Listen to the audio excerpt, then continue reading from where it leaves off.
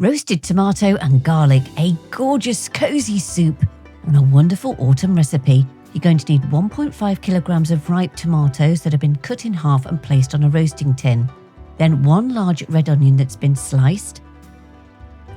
Then you want 1 whole bulb of garlic. Yeah, this one's going to smell. You just cut the top off, and then what you're going to do is place it on some tin foil. Then drizzle with some olive oil and wrap it up.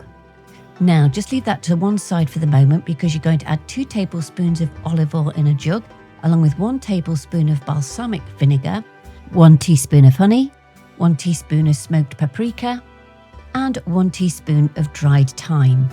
Give it a real good stir. Then over the tomatoes, you just want to add some salt and some freshly ground black pepper, and then drizzle that lovely oil mixture over.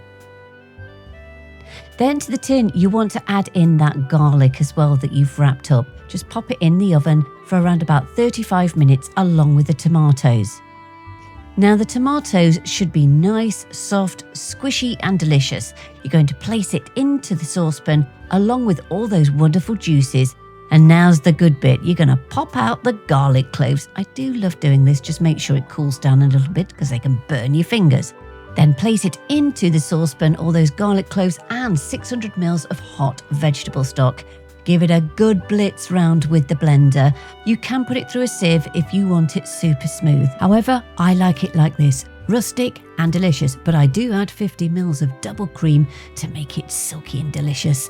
And then all you need to do is bring it up to heat and test for salt and pepper seasoning. But this is perfect. So what you're going to have it with, yeah, you've spotted the cheese toastie. It's my favourite.